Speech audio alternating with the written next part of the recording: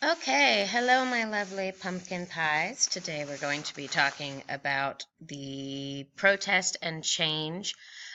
Much of what we're going to talk about today was inspired by the civil rights movements that we talked about in the previous weeks. Today's essential question is how successful were other minority groups in gaining equality in their civil rights movements? So your first term is generation gap. The generation gap is caused by the baby boom, which increased the size of the teenage and young adult population by the time we get into the 60s and 70s. The people born immediately following World War II as part of that baby boom are now teenagers and young people and really impacting the country because they make up such a large percentage of the population. The generation gap is the gap between the people born prior to and the people born after World War II. So, the older generation who had lived through the Great Depression and had made the sacrifices during World War II versus this younger generation who had come to distrust the government. The younger generation that had come to mistrust the government after Vietnam and had seen how protest and change can work through the civil rights movement and protest and marches and things like that. So, this generation gap leads to tension in society between traditionalists, between people who want to keep things the way they have been and want to keep things the way they've traditionally been, and people challenging the status quo. One example where you see that really clearly is through the changing music of the 1960s and 70s. So the music of the 1960s and 70s, you have more young people than ever before, and so music becomes a major part of the movement. And music really helps to move the movement forward. Vietnam War protest songs, like we listened to last week, that was just 2 days ago, like we listened to the Fixin' to Die rag, music about their generation and how the older generation can't tell them what to do, music questioning the choices of the government, music about sex and drugs and rock and roll and all of those things that we associate with the counterculture, with the hippie movement. So this led to the movements becoming more mainstream because the music of them became more mainstream, and also several British artists, such as the Beatles, the Rolling Stones, the Who, became very popular, and this is often referred to as the British invasion. Communes became a popular way for hippies to live. This is caused by the changing values of a younger generation. They were less materialistic. They did not feel the need to own a whole bunch of stuff, whereas in the 1950s, we talked about the increase in consumerism. This is a move away from consumerism. So you can see here in these pictures, living in a log cabin lifestyle, homemade clothing. They don't have very many belongings. So communes are living spaces where hippies would all live together and share everything. They would share their food, they would share parenting responsibilities, they would share their drugs, they would share their bodies, free love, those special hugs that we've talked about so much. So this leads to Haight-Ashbury, and Haight-Ashbury became one of the most famous communes, and it's kind of considered to be the center of the counterculture movement.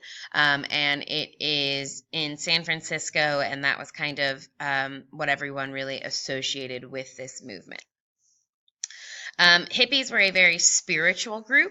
However, they focused more on Eastern religions. So this spirituality is caused by that rejection of the traditional way of life, the moving away from the focus on the study of the Bible as your way to enlightenment, and they believed that meditation was the way to enlightenment. So they were rejecting the traditional way of life. Hippies embraced more Eastern religions like Buddhism, and because they were meditating more. There was also use of drugs like acid and LSD. Acid is LSD and marijuana to enhance those meditation experiences so that they could get deeper into meditation. As you can see there, the slogan, tune in, turn on, drop out. So focusing in on that meditation. The end of the counterculture came along pretty quickly. It was caused by excessive drug use and irresponsible sexual choices. The hippie movement begins to decline as people grow sick from their life choices and sick of their life choices. However, they do have a lasting impact on American society. The U.S. society becomes more relaxed. They become more laid back. Fashion becomes more casual. Prior to the counterculture, you pretty much, if you were a male and you were going to be outside of the home, you were wearing a suit. That became very relaxed after the hippie counterculture, and certain topics, such as sex, became less taboo to discuss. So another movement during this time period was feminism. And this was caused by the role that women had played in society during the 1950s, that they were expected to conform, that they were expected to be in the home, to be happy taking care of their family. And then women's roles during the civil rights movement. They were often kind of pushed to the back of marches, both literally marching in the back and also figuratively in terms of their role in planning and things like that. In addition to the anti-war movement, same kind of idea. A woman by the name of Betty Friedan wrote a book called The Feminine Mystique.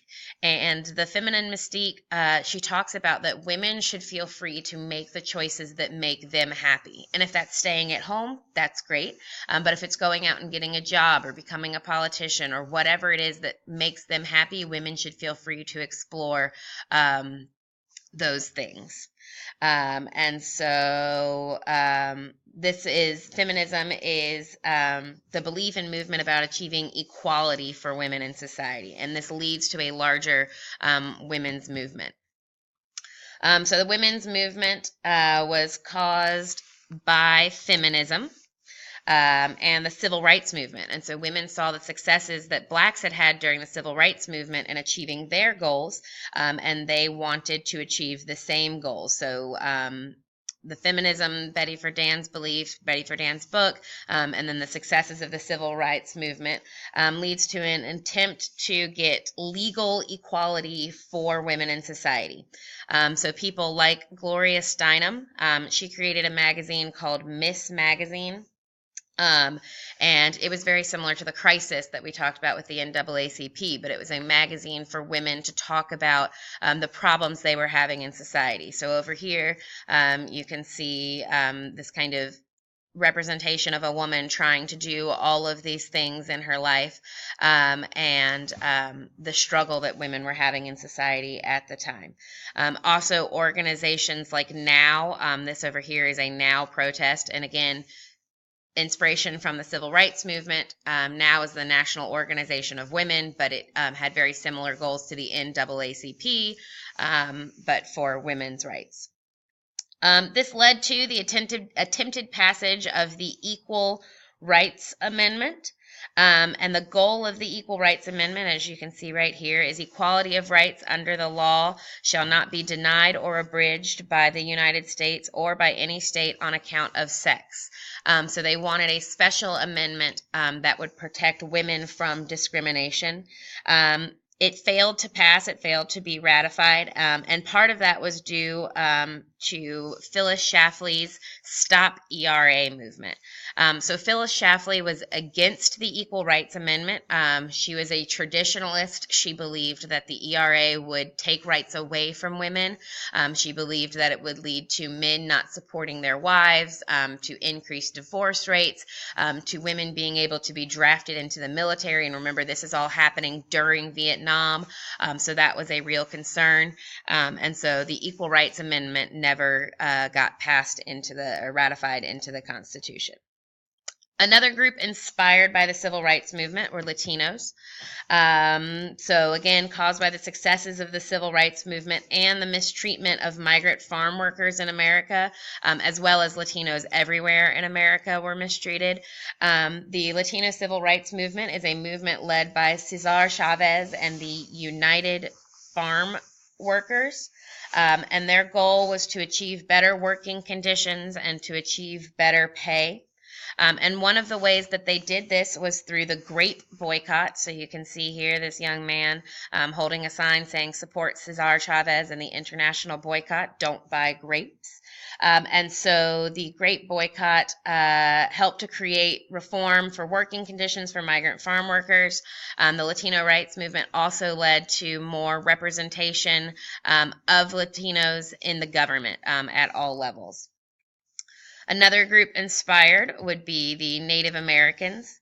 The Native American civil rights movement, again, was caused by the successes of the civil rights movement as well as the government's mistreatment of Native Americans, as we've talked about, basically since their arrival on this continent, but certainly since Western expansion and the denial of all of those treaties, there's been a lot of mistreatment of the Native American population.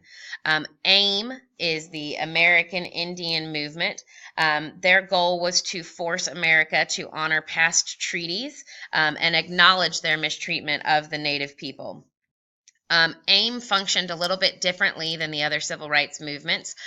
Their tactic was to take over government buildings that were built on Indian land and basically say, if you had honored the treaties, this would be Indian land, to try to bring public knowledge to the issue at hand. Lastly, we're going to talk about the environmental movement. A woman by the name of Rachel Carson wrote a book called Silent Spring. So the environmental movement is caused by Rachel Carson's book Silent Spring. And Silent Spring exposed the dangers of pesticide. And it was also caused by the increased pollution in the United States. So you can see over here in 1968, this city skyline. The environmental movement is the movement to protect planet Earth. And it leads to the creation of the Environmental Protection Agency. This picture is a before and after, before the Environmental Protection Agency and after the Environmental Protection Agency. And you can see that it works to protect air. It also works to protect water quality. So you can see over here, save our water. So the goal here, again, is to really kind of protect planet Earth for future generations. So all of those movements, as you can see, were inspired by the civil rights movements and by the anti-war movement, and seeing that individuals, through protests, through marches, through sit-ins, through civil disobedience, through drives to get people registered, through all sorts of things, can really help to create change in this country. Thank you for listening.